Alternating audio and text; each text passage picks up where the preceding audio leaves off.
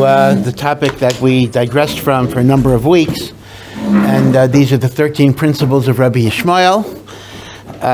Some of you might dread it, some of you might like it, but every part of Torah. I assume that most of you were probably at the Levaya yesterday. So when we think about Rav Chaim Kanievsky's Zecher Tzadik Livracha, the Sar HaTorah, the Gadol Hador, a person whose knowledge of Torah is really unparalleled in many, many generations. So one of the things we have to think about is the idea that one has to try to know every part of Torah, every single part of Torah. One should try to know that even though it's true, that in order to encourage us to learn, we should learn Mashal Libo Chafetz, the things that attract us, that gives us enthusiasm. But you must build on that enthusiasm to try to look at every chelik of Torah, just as Rav Chaim was sholeit in every single chelik of Torah. You may have heard the famous story. So it's a famous story, and it might even be true. I'm not going to say for sure it's true. That Rav Chaim wanted to examine the status of what makes certain grasshoppers kosher. Because there is a halacha, Teimanim eat certain grasshoppers, because the Torah itself says certain chagavim are kosher. And they have a Messiah. Ashkenazim don't have a Messiah, and the whole machlekes, can an Ashkenazi eat something that has a Messiah of Sephardim? Because after all, they have a Messiah, but that's a machlekes. Ask your local rabbi if you're allowed to eat chagavim, whatever. I'm not sure if you'd want to eat them, but there may be a possibility. Sephardim indeed can eat them. But Rav Chaim was going through the sugya, and he couldn't really identify b'diuk what the signs were based on the Gemara and the Rishonim, because it's hard sometimes to figure it out. So Rav Chaim, looked at his children's biology books, pictures of insects, whatever, to try to figure out, and it didn't fit the Rishonim, it didn't fit the Gemara. So one day he's learning, and a grasshopper just all of a sudden appears on his table. And normally, you try to pick up a grasshopper, it's going to jump away, but this grasshopper was a very passive grasshopper. He was able to pick it up, he was able to examine it very carefully, to understand exactly what the simanim were, and as soon as he figured it out and he put it down, the grasshopper flew away. So HaKadosh Baruch Hu gave him a grasshopper, so he could be baidek the simanim.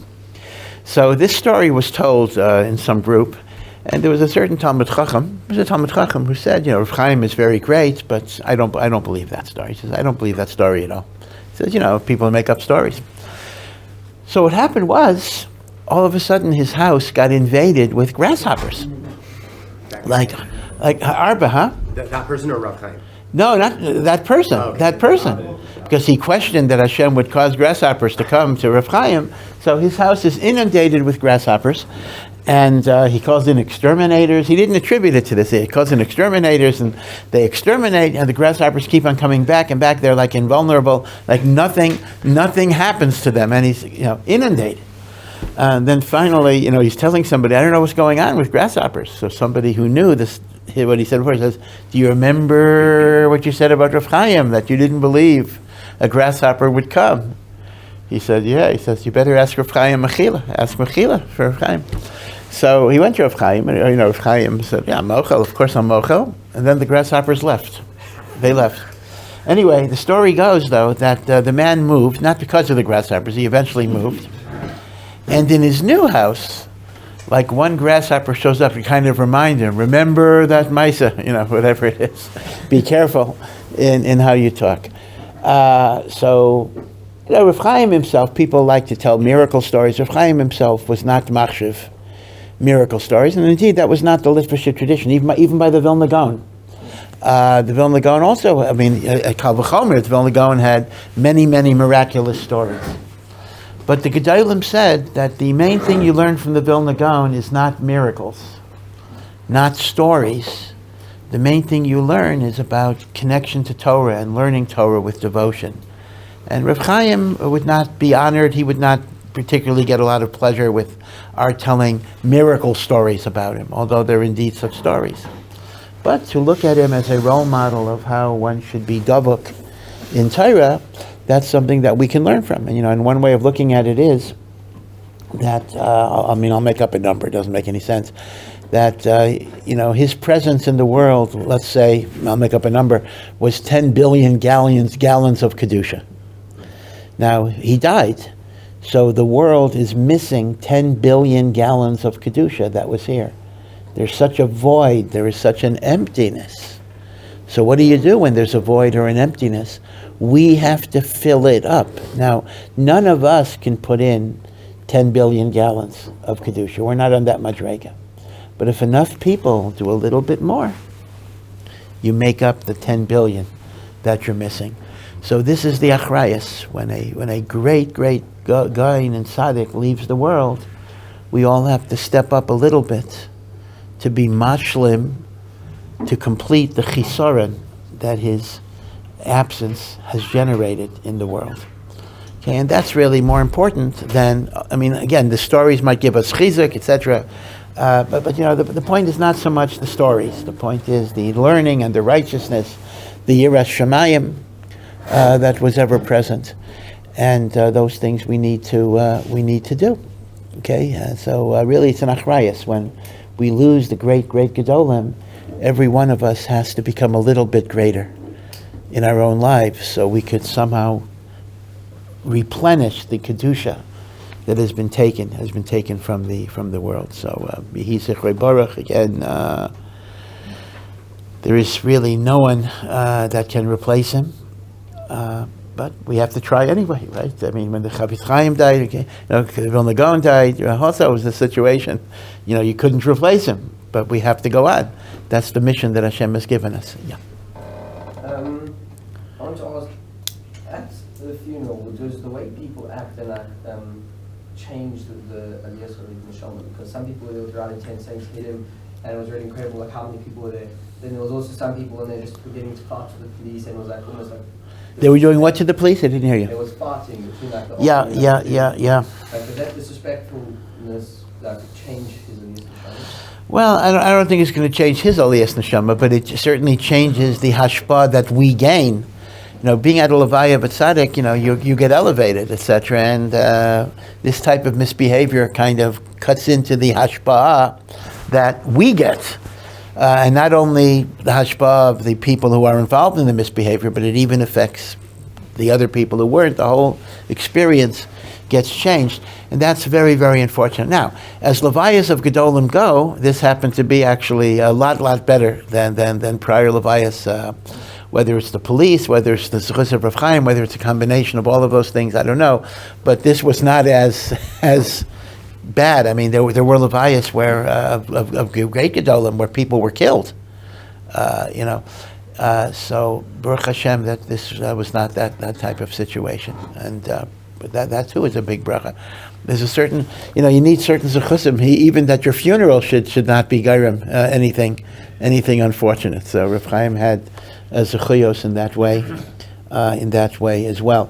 I don't know how many of you ever had the zechus of meeting him. I'm sure it wasn't a long meeting, that's for sure, but at least being introduced to him, because we often bring JLE people, JLE boys, to Bnei Brak, and they get to meet Rav Chaim and get a bracha, whatever it is. But one doesn't know that he's very sweet, and he was very sweet in this way that he never wanted to embarrass people. So sometimes parents would bring in their kids and say, "My son learns Masechus Megillah. Can the Rav give him a test?"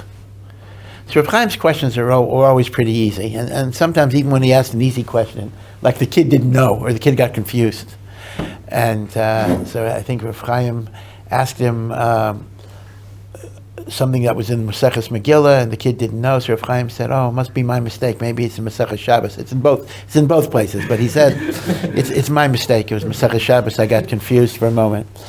And he asked the kid 5 questions. The kid didn't know any one of them, or maybe he was confused.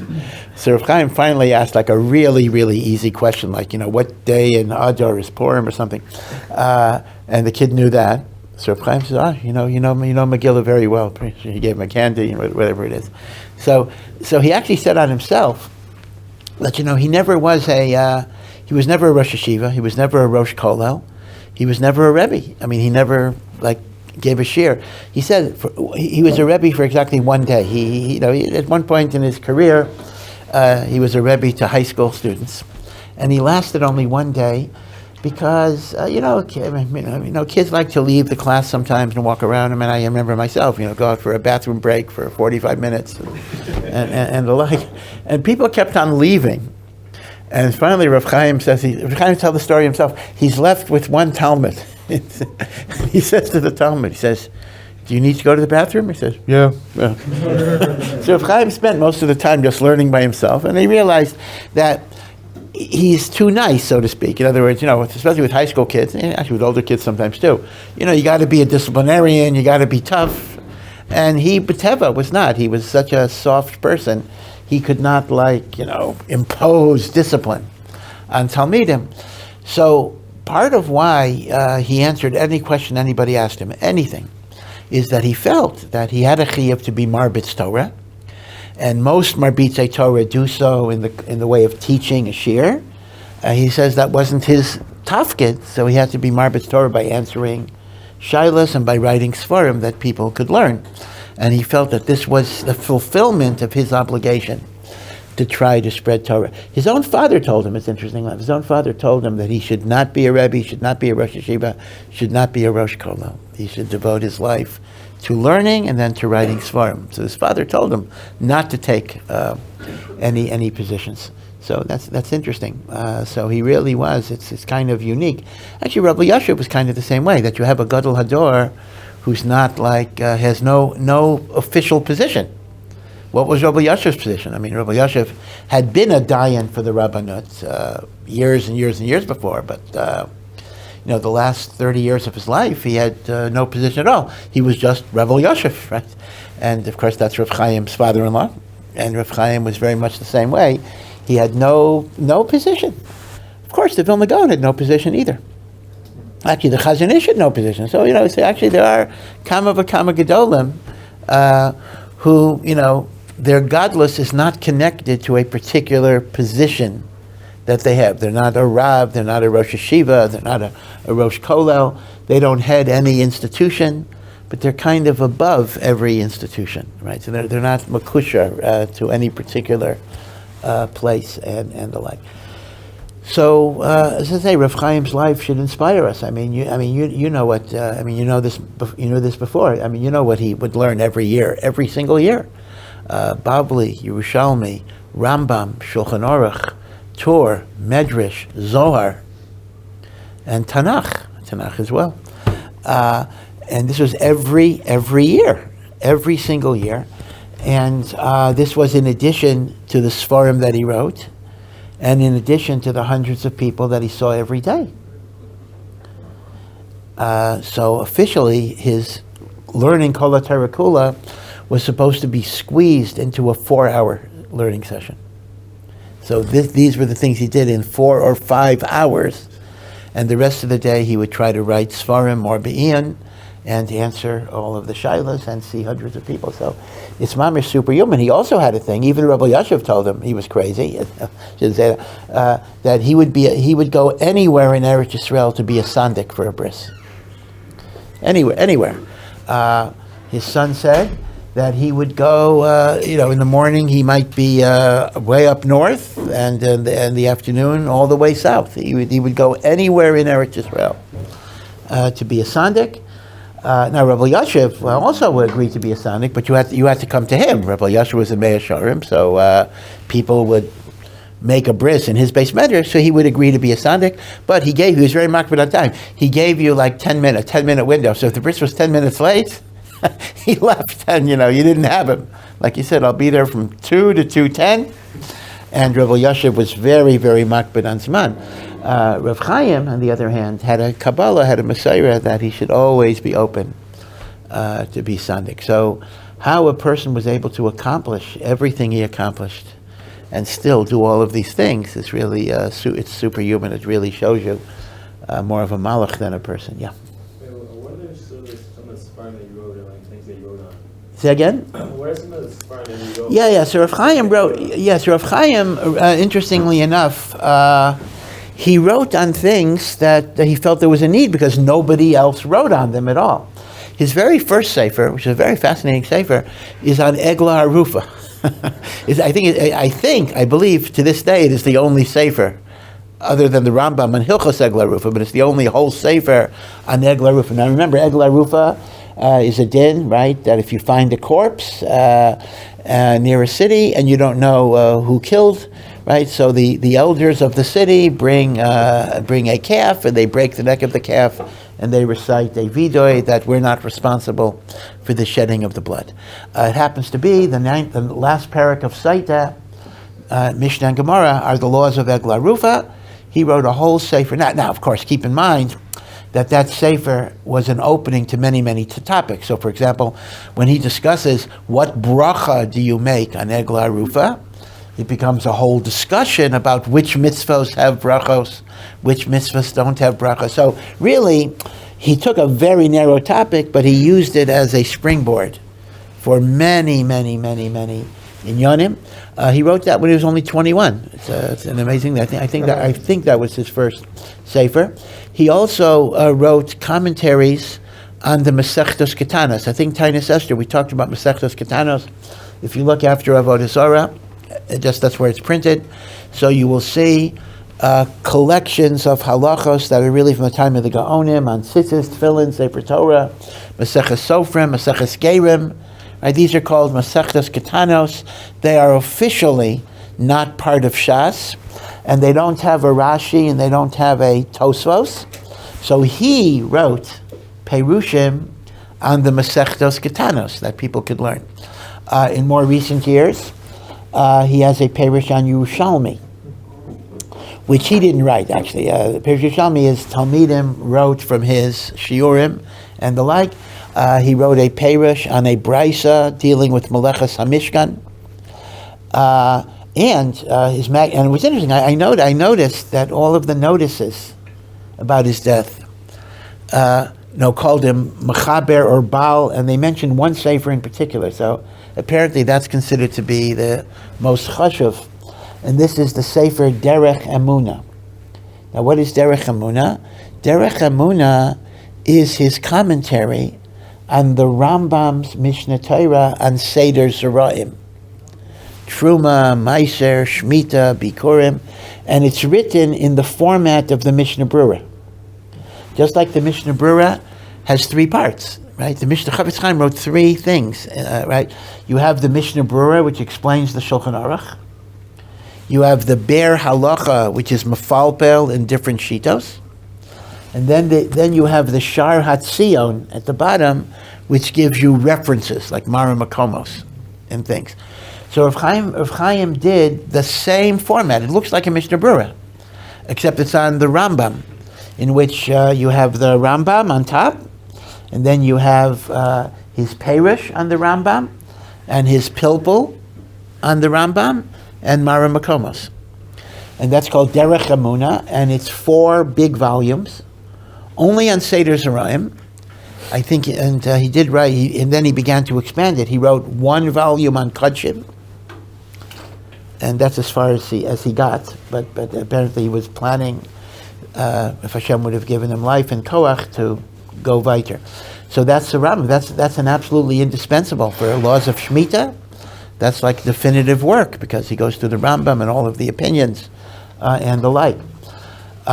His son said that Rav Chaim would often spend 3 whole days on just one halacha of the Rambam. And this is a person who already knew Kol Torah Kula. It wasn't like, we might sometimes spend 3 days because we can't figure it out. But he knew all of this already. But 3 days, how to write it, how to explain it, the different shitos, the different views, the different opinions.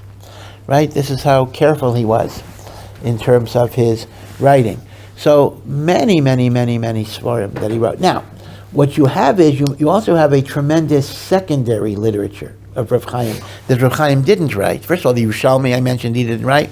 And then questions and answers, meaning people put together all of the questions I asked Rav Chaim Kanievsky. So Rav Chaim, maybe agreed to the publication, maybe didn't agree, but people will just give 100 questions and Rav Chaim's answers, which are typically very, very short. It's not necessarily the most illuminating thing. Like the question might be a whole paragraph, and Rav Chaim might say, Yes, no, maybe. But whatever, that's kind of the secondary. And then they have Vertlach on Chumash that he said, and now they have Rav Chaim Kanievsky on Shidduchim. But maybe Kedai for you guys to get. But these are not Svarim he wrote. These are like people from Shmuzin, from talks. People compile. Rav Chaim Kanievsky on the 3 weeks. Like Art School has like 1 million of these things. But none of them are actually, his Svarim. They're just taken from talks, and Talmidim write them down. Other people write them down online. So I'll call that the secondary literature of Rav Chaim. But in terms of primary, what he wrote himself, there's really quite a lot that he wrote. Also, just to give you an example of the types of things he wrote off the beaten track, he wrote, we talked about this a long time ago, about the Rambam, that the Rambam says halachos, and Meforshim, like the Kesef Mishnah or the Magid Mishnah, always try to give you the makor. Where did the Rambam get it from? Gemara, Bavli, Yerushalmi, Tosefta. But there are a number of halachos of the Rambam where even the Meforshim, the great Meforshim, are not able to trace where he got it from. And sometimes the Kesef Mishnah will say, Tzorach Ian. So Rav Chaim wrote a sefer giving a Mare Makom for those places in the Rambam where the Meforshim were not able to identify the Mare Makom. That's an extremely important sefer, actually. It's not a huge sefer, because the truth of the matter is there aren't that many in which the Meforshim haven't identified. But whatever, 100, whatever, something like 100, he was able to identify them. Some of them were from Midrashim that were not available, that the Rishonim didn't have, that had been lost.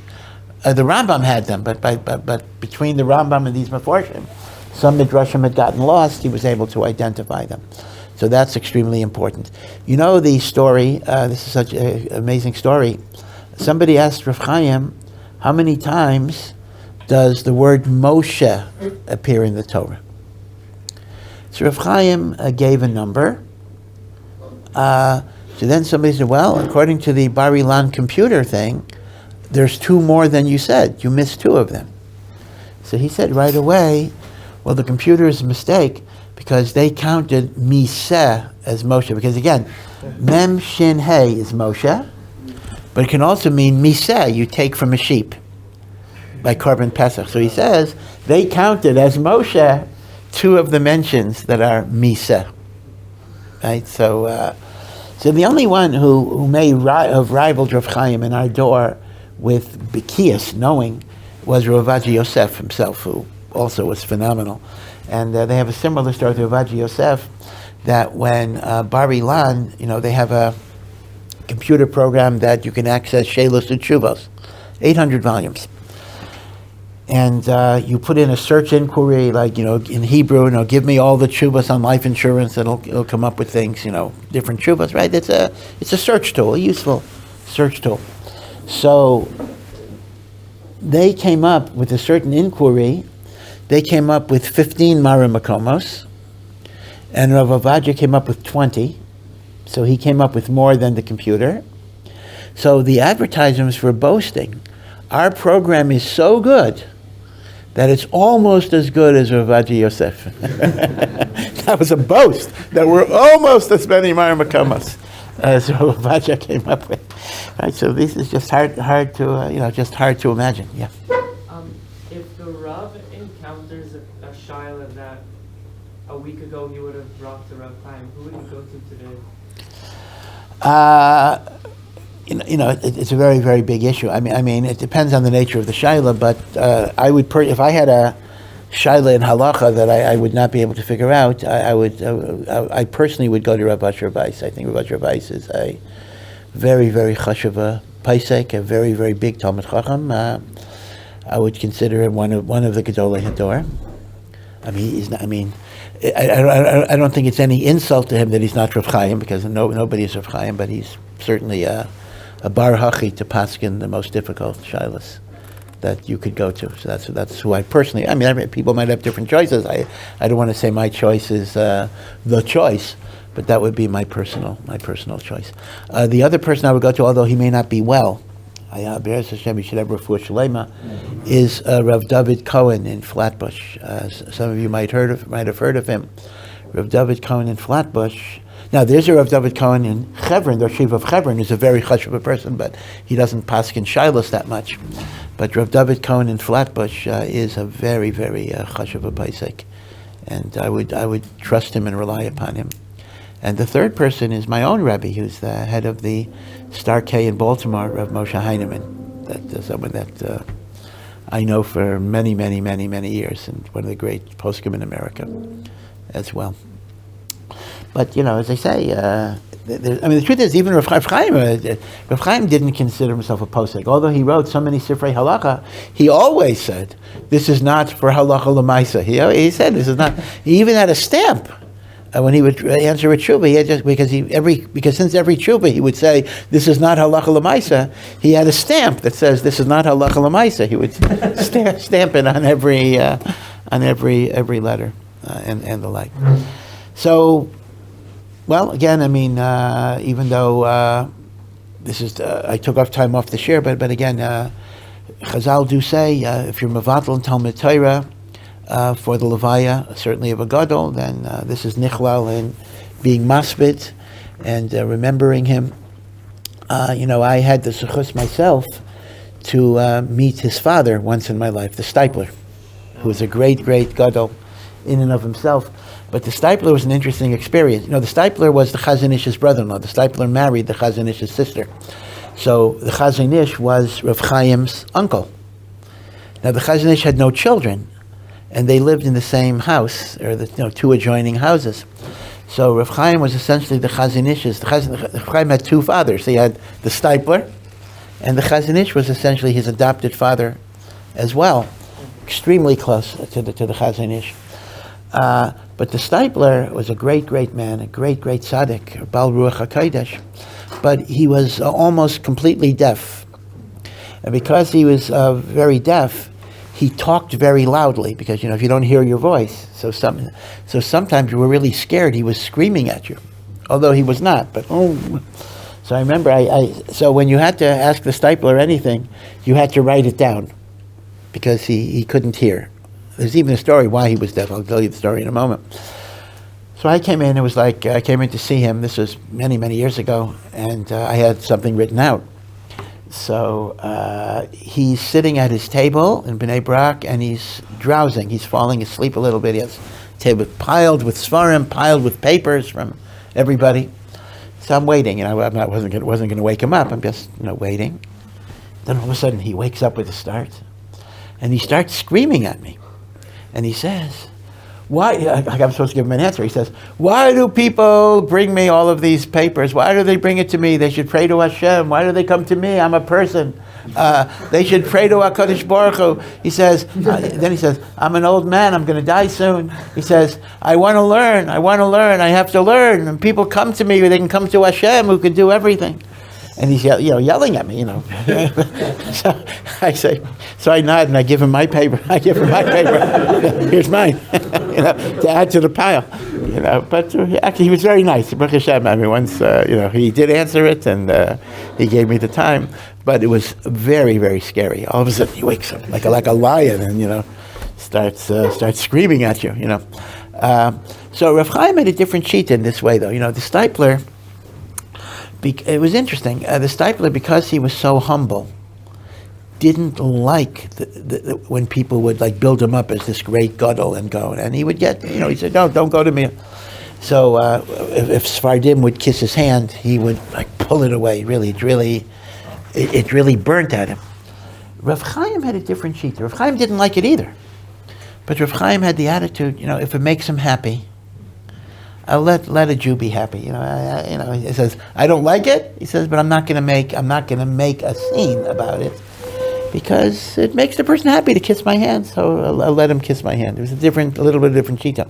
And Rav Chaim said, he learned this. When the Chazon Ish was nifter, goes all the way back to 1953.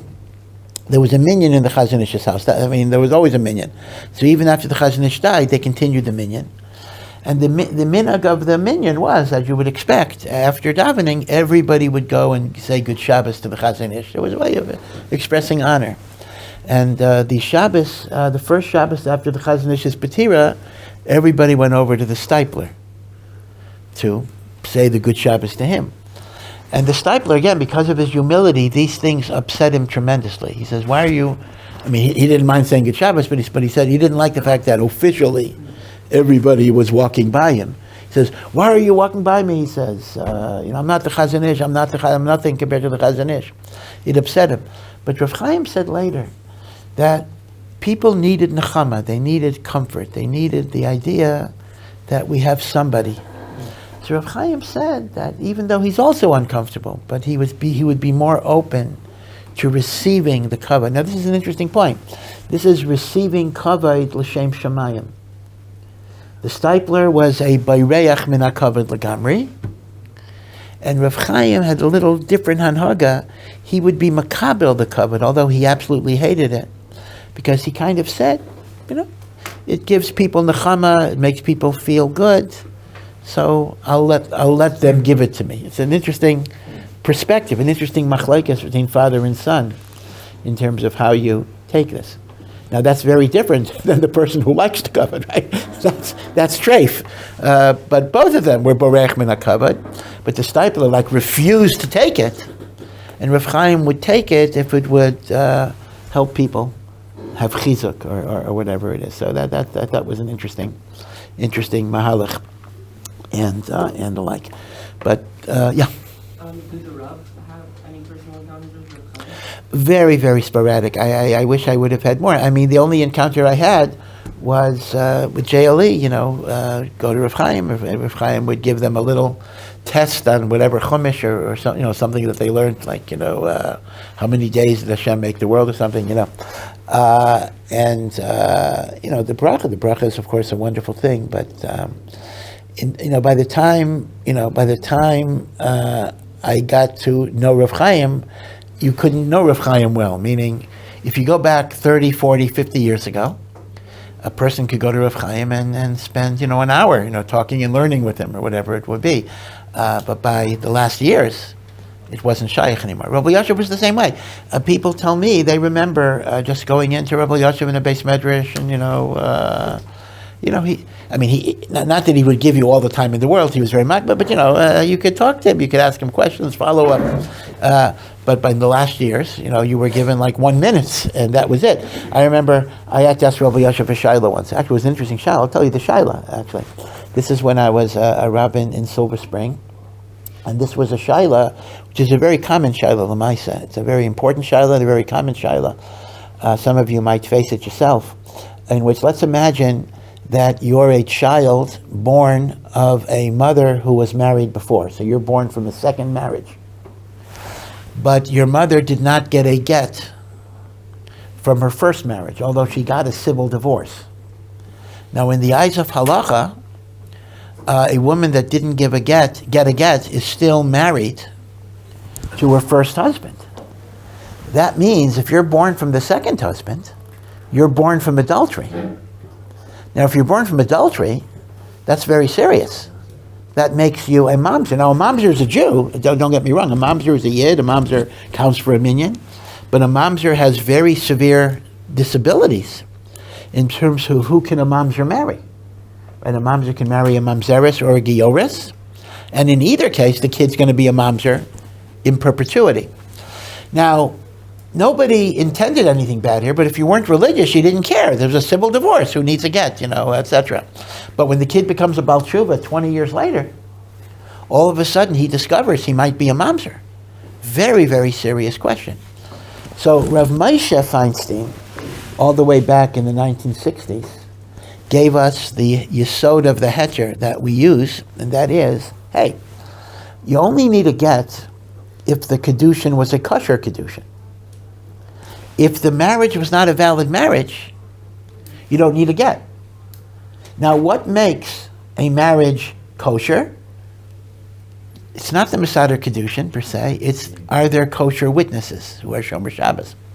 Now, many marriages under conservative or reform auspices the Eidim are not Shomer Shabbos. So Rav Moshe said, if marriage number one was not kosher to begin with, marriage number one didn't need a get. And if marriage number one didn't need a get, then marriage number two was not adultery, and therefore the kid is not a mamzer. Now, you may ask a kasha, but wait a second. Maybe just like marriage number one was not a kosher marriage, maybe marriage number two was not a kosher marriage if they weren't religious. But that's not a problem. Because even if your parents' marriage is not a kosher marriage, at most that means you're born out of wedlock. This is very important. Being born out of wedlock does not make you a mamzer. Be sure you understand that. If a man and a woman are not halachically married, and they have a kid, that kid has no halachic disability at all. Mamzer comes from adultery. It does not come from out of wedlock intercourse. So maybe mom and dad aren't married. Maybe. But so what? That doesn't affect me. But if my mother was married to her first husband and didn't have a get, that would make me a mamzer. So Rav Moshe's psak liberated, you can't imagine how important this is in the Baal Tshuva world. It liberates the vast majority of these situations from mamzer. So I had to ask Rabbi Yashav Shaila along those lines about a boy that was born from a second marriage, and mom did not get a get from her first marriage. But the problem was we didn't have proof. This was a little more complicated. We didn't have proof if the first marriage was kosher or not kosher. And the first marriage was like 1952, so it was a while ago. But we had circumstantial evidence.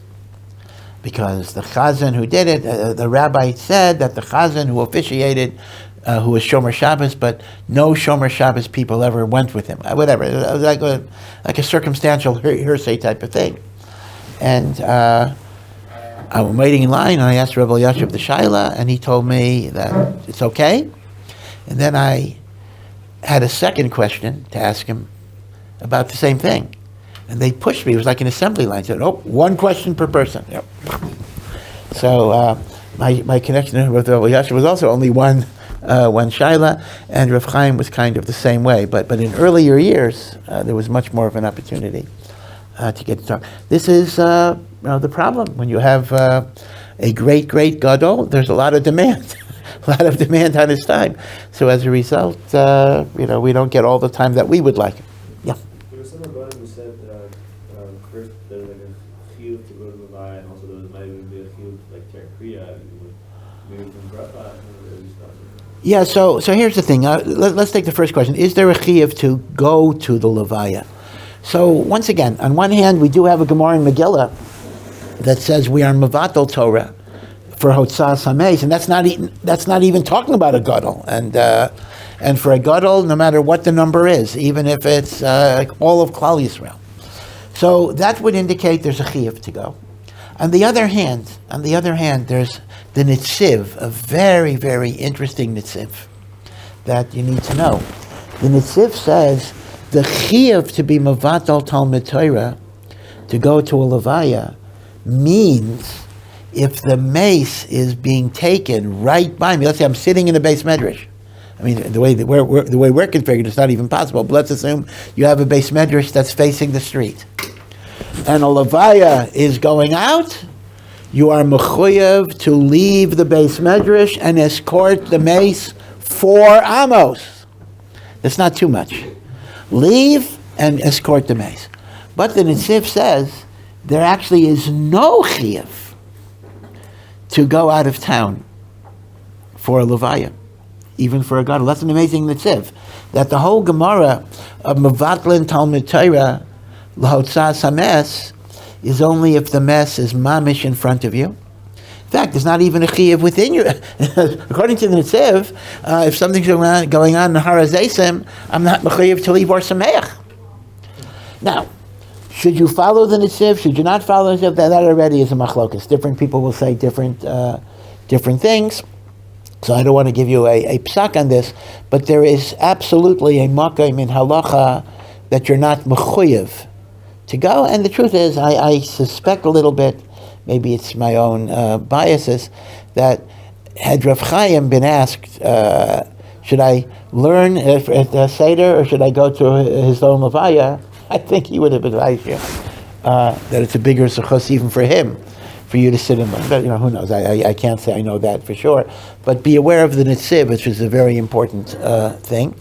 Now, in terms of ripping kriya, so again, the Gemara says, when the Nasi died, the head of the Sanhedrin, everybody had to rip kriya.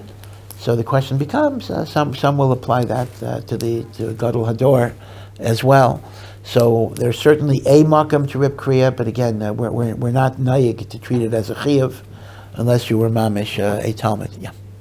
Does that mean once you left for the Rabbi and the chiyuv wasn't in place, meaning there's no hatred should be missing the learning, but once you get there and see the hearse or something, that's when it's in place and that's when it's okay? Yes. Once you're by the hearse, then you are malavet and you're machabed it and the like, yeah. The Rav was going to mention how the Steipler went deaf in 1 year. Oh yeah. So let me end with this story. I guess today is story day, but again, I think this is nichlal in Hesped. The story goes that the Steipler was actually drafted in the Russian army in the early. This is already shortly after the Russian Revolution. I think it was during World War I, and he was put on guard duty, and in the middle of the night, and there was a heavy coat that was hung on a tree that when you would relieve the guard, you would put on this heavy coat. Because there was only one coat. Now the Steipler would not take something off a tree on Shabbos because you're not allowed to be mishtamesh with an elam. So as a result, he did not take off the coat, and he was debating because maybe it's a sakana, but he said, I can hold out for another minute. And the story goes, also he didn't wear a hat, he didn't wear a coat. So it says that the extreme cold gave him an ear infection that resulted in his deafness, and this is because he didn't want to violate drabanan of Shabbos, of taking something off a tree on Shabbos. Say again? If he knew that he would lose his hearing, would he be able to? So that's an interesting question. Again, technically, it's only pikuach nefesh that would allow, but this is muktzah really. This is not an issur d'oraisa. So if he knew it would cause deafness, he would be allowed to take it off because this is not a malacha d'oraisa in any event. But he used to say that, Baruch Hashem, if he lost his hearing, Baruch Hashem, he did it because he wanted to be meticulous in Shmira Shabbos. They say another thing about shatnez too. They have a story that he was learning in a base medrash, and all of a sudden somebody said that certain clothing might be shatnez, and they should get it checked. So immediately he didn't even. He was wearing one of the questionable things. He just ripped out the lining. He just sat there. He didn't want to stop learning, so he just ripped up his clothes right there. Because of shatnez. So he was a big yarichet. Oh, one other story about shatnez of the Steipler. The Chazon Ish made the shidduch with his sister Miriam. Rebbetzin Kanievsky, his name. Rav Chaim's mother was Miriam. So the Chazon Ish picked the Steipler to be the chassan for his sister. So after they have a pagisha, they have a first date, whatever. I'm sure they didn't go to a movie or anything, but they meet. So the Chazon Ish asks his sister, "How did you find him?" So she says, I don't know. He comes in and he falls asleep. As soon as he sits at the table, he falls asleep. So, what am I supposed to think? So the Chazon Ish calls the Steipler, who was a single bacher, and says, you don't fall asleep. You meet someone that's supposed to be your mishudechas. You don't fall asleep. So the Steipler says, I feel really, really bad. What happened was, apparently he had to take like a 30-hour train ride from wherever he was coming, really far away. And there were no seats in coach, so he was bumped to first class. European trains, even today, have very fancy first class apartments or compartments, and the seating has upholstery. And the Steipler thought that the upholstery was shatnez, may have been shatnez. Now, the Steipler figured, I have 30 hours, I'm going to sleep. So the Steipler stayed up like 30 hours before to learn. And he figured I have plenty of time on the train to sleep. But when he gets upgraded to first class, he refused to sit down because maybe the upholstery was shatnez. So he says, so I had to stand up for 30 hours, not sleeping for 30 hours. So it was like 60 hours. I didn't sleep. So when I finally sat down on a chair, I just fell asleep. He says, I couldn't help it. So that's why. So Baruch Hashem, the shidduch did work out. Yeah. How does sitting on a chair made of shatnez violate shatnez? It's not wearing it. Yeah, so the reason is this. The reason is that when it's soft fabric, the soft fabric bunches up a little bit, and if it can go over your leg a tiny bit, so that's considered, again, it's shatnez drabanan. That is called levisha, meaning if it's hard fabric that doesn't bunch up, it's actually mutter. It's actually mutter. But if it's soft fabric, so it crunches up, and that's called midrabanan, that is called wearing shatnez. Okay, stop here and be well.